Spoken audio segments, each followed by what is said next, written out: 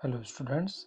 आज हम common names का एक फास्ट क्या करेंगे, रिवीजन करेंगे, जिसके अंदर हम सिस्टमेटिक तरीके से जो कॉमन नेम होते हैं उनको क्या करेंगे, याद करने की कोशिश करेंगे।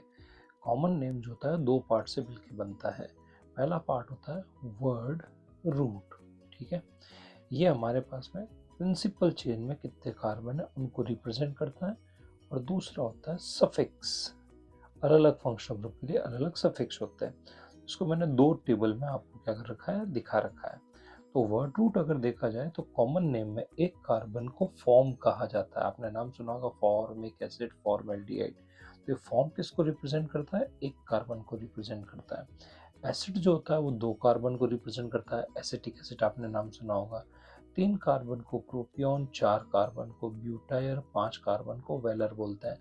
पांच कार्बन अगर नियो ओरिएंटेशन में हो इस तरीके से, ठीक है, तो इसे पाइवल भी कहा जाता है, जो मैंने यहाँ नीचे आपके इसमें क्या कर रखा है, दे रखा है, ठीक है। तीन कार्बन डबल बॉन्ड को अक्राइल बोलते हैं, तीखी पंजेंट स्मेल होती है, तो अक्राइल एल्डिहाइड आपने नाम सुना होगा। तीन कार्बन डबल बॉन्ड और ये अगर मैं एल्डिहाइड लगा दूं, ये अक्राइल एल्डिहाइड हो जाएगा। चार कार्बन डबल बॉन्ड को क्रोटोन कहा जाता है, अल्फा बीटा नंबरिंग के हिसाब से किया जाता है, ठीक है। बेंजीन के आगे, डबल बॉन्ड के आगे अगर कभी सीओ हो तो सिनेमा से इसको सिनेम कहते हैं। डबल बॉन्ड सिस ओरिएंटेशन में उसके ऊपर दो सीओ हो तो इसे मेल कहते हैं।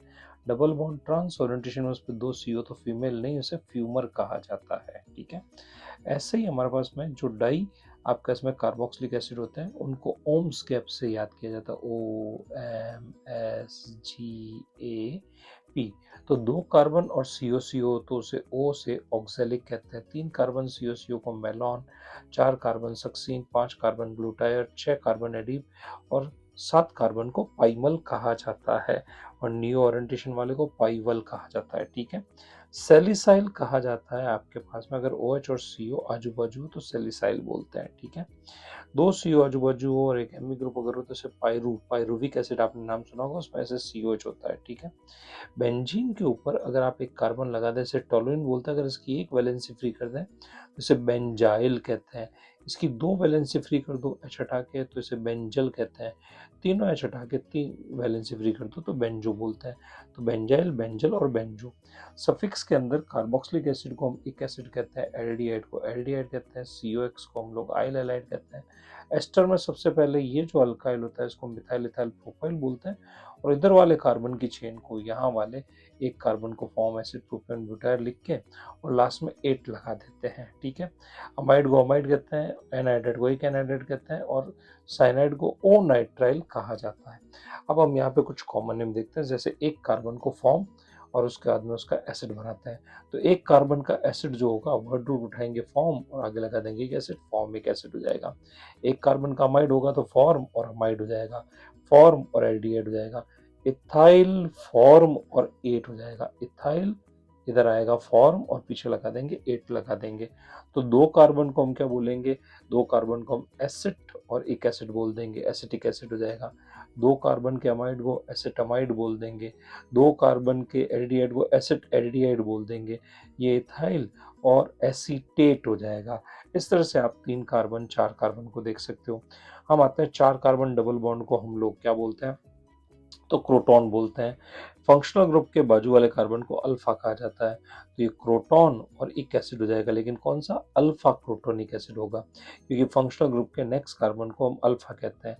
तो ये हमारा पास में हो जाएगा अल्फा क्रोटोनिक एसिड, ही हो जाएगा alpha croton amide, alpha croton aldehyde और ये इथाइल अल्फा क्रोटोनेट हो जाएगा।